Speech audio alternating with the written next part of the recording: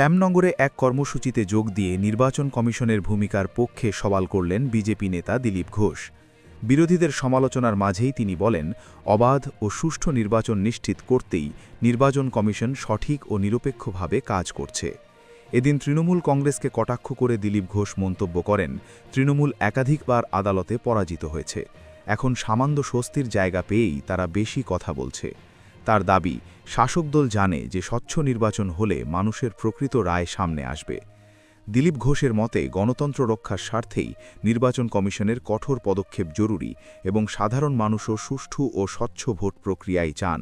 ওনারা সারা বছর হারেন, একবার একটু শ্বাস নেওয়ার সুযোগ পেয়েছেন। কে হারছে? কোর্টে কানমোলা খেতে খেতে, থাপ্পড় খেতে খেতে মুখ গাল লাল হয়ে যাচ্ছে।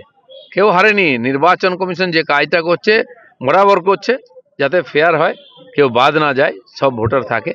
হ্যাঁ, কোর্টও দেখছে যাতে কমপ্লেনের ঠিকঠাক বিচার হয়।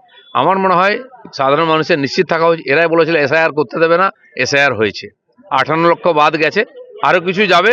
আর যতক্ষণ না হচ্ছে ততক্ষণ ইলেকশন হবে না, এটা জেনে রাখুন।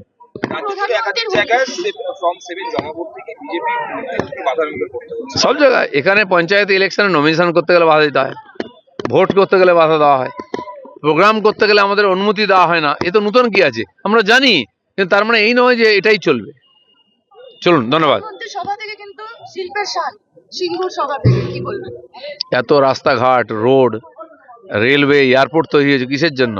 এটাই আগে লাগে শিল্প করার জন্য। আর ক্ষমতা এলে বিজেপি শিল্প করবে। উড়িষ্যায় গিয়ে দেখুন, বাংলার কোম্পানিগুলো উড়িষ্যায় গিয়ে ফ্যাক্টরি তৈরি করছে, কারণ এখানে পরিবেশ নাই, আইন শৃঙ্খলা নাই, আর সরকারের সহযোগিতা নাই।